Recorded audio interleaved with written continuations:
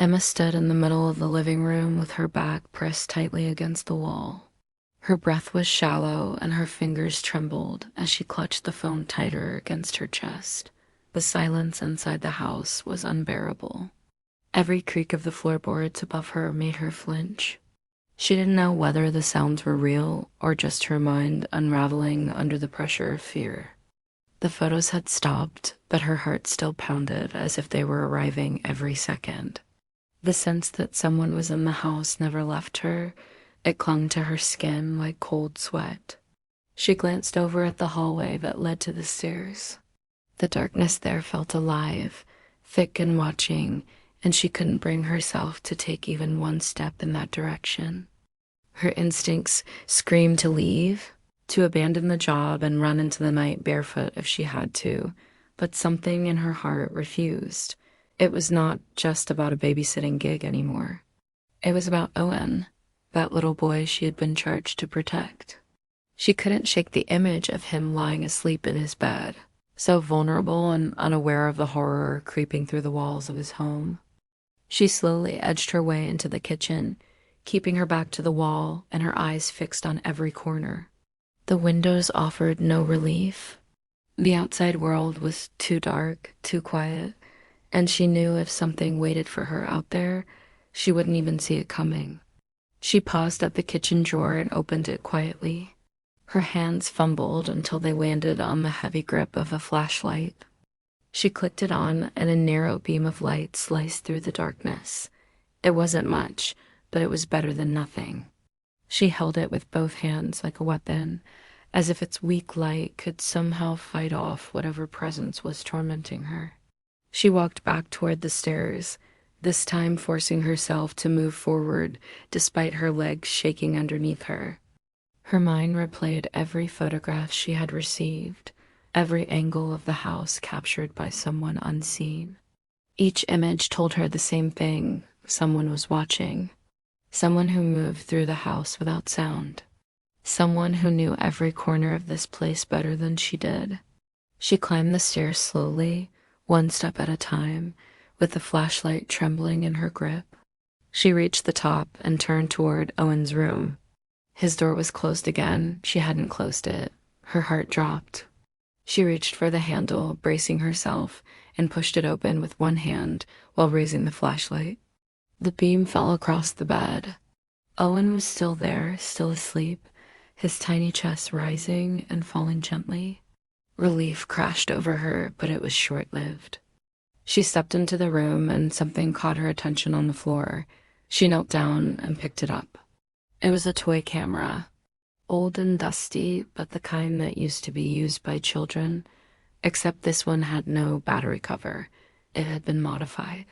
She opened the back and her stomach turned. Inside was a tiny lens and what looked like a memory card tucked into the side.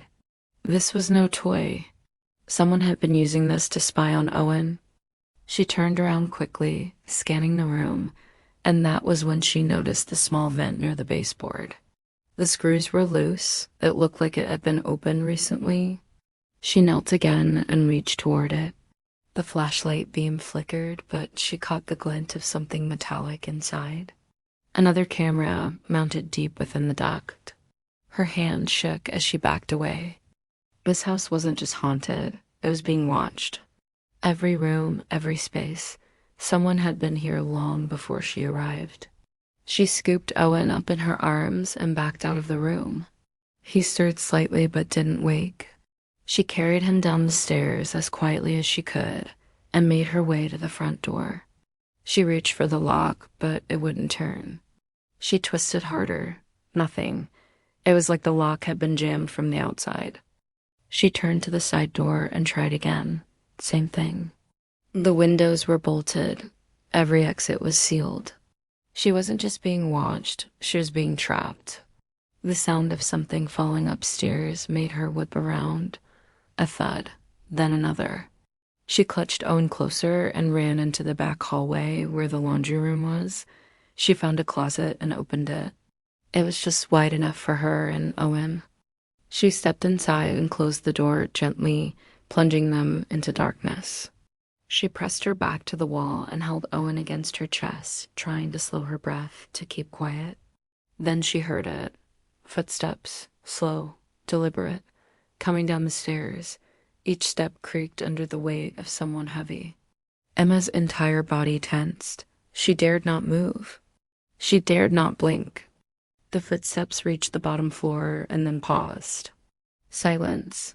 Then they began again, this time moving through the living room into the kitchen.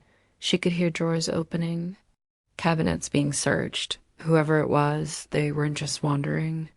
They were looking for something or someone. The footsteps moved closer. They passed the hallway, then returned. Emma held Owen tighter. She could feel his breath against her neck. She silently prayed that he wouldn't wake, wouldn't cry, wouldn't make a sound. A shadow passed under the crack of the closet door.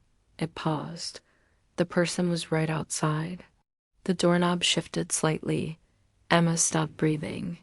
Every second stretched like an eternity. Then, without warning, the footsteps moved away. She waited. 10 seconds. 20, a full minute. Still nothing. Slowly, she reached into her pocket and took out her phone. No signal, no light. Just the black screen reflecting her terrified face. She held it low, pressed the camera button, and raised it toward the tiny crack in the door. She angled it slightly to the side, hoping to catch a glimpse of the hallway beyond. She snapped a photo and pulled the phone back. The screen lit up for a second. Her heart stopped. There was a face staring directly into the camera. She dropped the phone and muffled her scream. Owen stirred in her arms but didn't cry.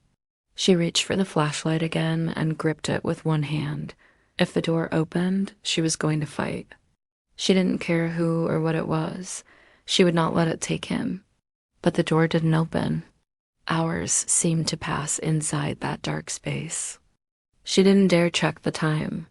Eventually, Owen fell back into a deeper sleep, and Emma's legs began to cramp from the way she was crouched. But she didn't move. Not yet.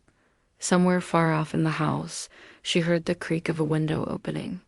Then silence. When she finally opened the closet door, the house was still again, but the front door was wide open, and the cameras were gone. To be continued.